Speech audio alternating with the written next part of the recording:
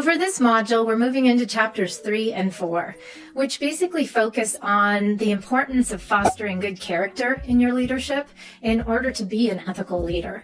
And so we're going to talk about virtue ethics to start out. So if you think of those 3 legs of the tripod, you want to think about virtue ethics as one kind of ancient philosophy, the other 2 areas being deontology or duty ethics and consequentialism, or thinking about things in terms of their consequences in order to judge whether a behavior is right or wrong.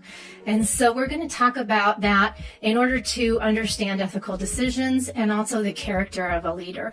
Virtue ethics being this first one we're going to talk about. And this is not an ethics class, so we will not spend, sometimes you can spend an entire semester talking about just virtue ethics or ethics in general. This is just going to be one little part when we think about virtue ethics and the importance of building good character.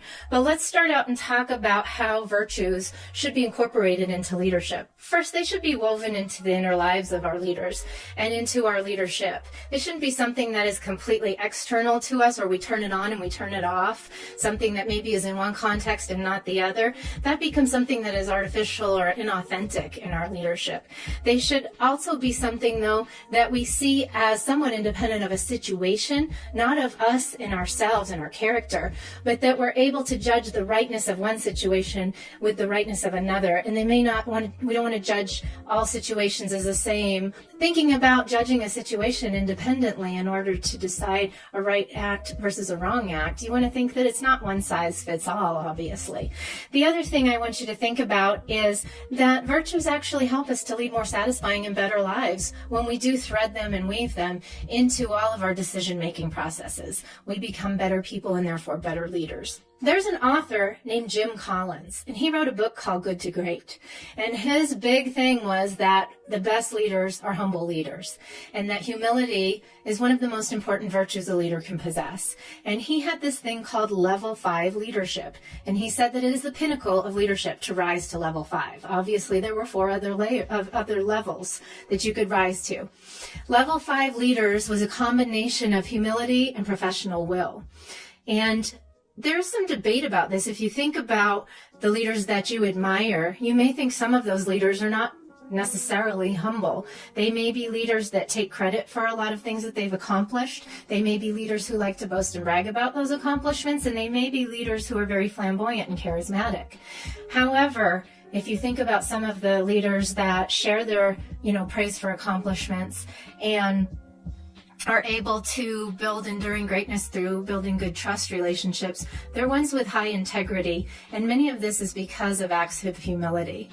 And that's what Jim Collins' argument is that our best leaders are those who are humble. The other virtues that I want to cover, or characters of leaders that we tend to admire, have to do with things like courage, being willing to stand up for things you believe in, or willing to call out a leader that is not, such as the whistleblower, or even the principal that is willing to pull a sports team from a competition when the majority of the athletes are not performing academically. These are hard decisions, but they take a lot of courage, and they take a stand in an ethical manner.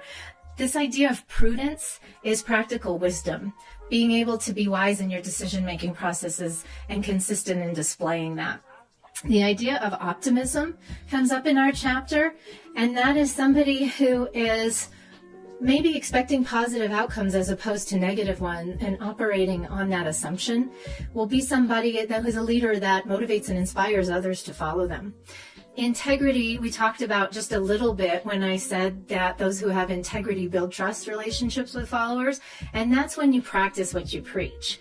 And so if you are somebody who says one thing and does another, you will break that trust, and it's incredibly hard to rebuild that. Sometimes even impossible to rebuild trust relationships if you habitually tear them down. So building integrity with followers is something that's a huge character element, and something that will obviously be an important virtue as a leader. Having compassion is certainly one of the things that we talked about, in being kind and compassionate, caring for followers. This means that you sometimes put others' needs before your own, and you are kind, and you definitely display that behavioral trait. Being just is having a sense of responsibility and obligation for others who are your followers and who you feel that their best interest is of great importance to you. And finally, this idea of temperance. We talked about intemperance as one of the bad leader types.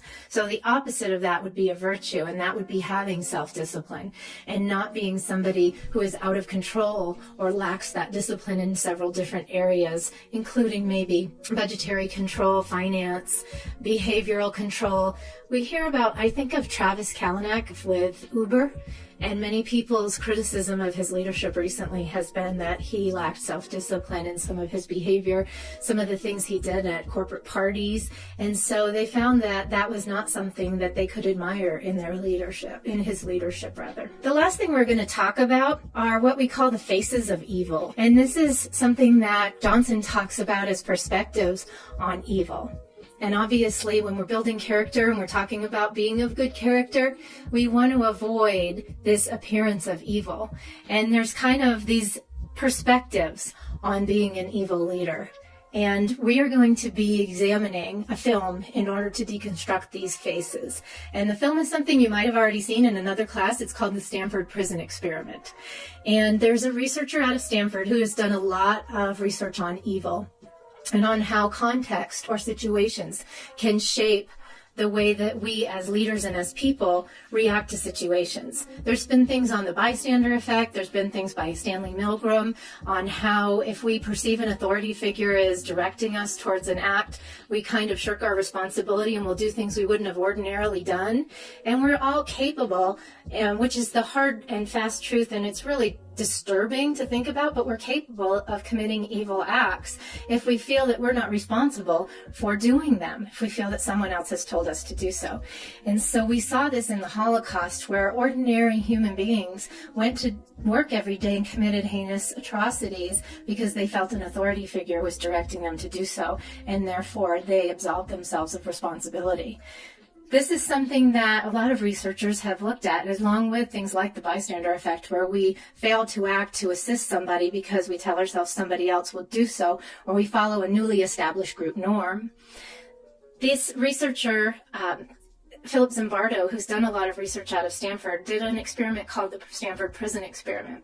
He worked with students, and he looked at how they would react if you gave them what was considered a power position over other students who were in a position where they had none. And then he made the context a highly toxic context, which was a fake prison. And so there were prison guards and there were prisoners. And what he observed is that the context does shape behavior, and that just as he thought and just as he predicted, the ordinary students were capable of quite heinous acts against their fellow students. And you'll be watching that, and I'm kind of incorporating some of these faces of evil to what you observe in this video. Very quickly, the 6 perspectives on evil that we are going to be examining in this video are evil as dreadful pleasure, which is this idea that we like to have others feel our pain and share our misery. Evil as exclusion, where those who we treat as outsiders or put in an outer circle or the out group, we definitely consider expendable as a leader. Evil as deception, and this is kind of this idea where we only will let people see what we want them to see and fail to be authentic as a leader. Evil as bureaucracy, which is this idea of administrative evil, such as the Holocaust, where everyday acts become heinous atrocities and we become somewhat desensitized to that. Evil as a choice is where we're kind of in a situation where small incremental choices lead up to bigger ones, and it's kind of like contextual pressures where we normalize evil behavior. And then last is evil as ordinary, where we see normal people become evildoers based on the context, and again, those contextual pressures. And this is very much what you'll see in the Stanford Prison Experiment.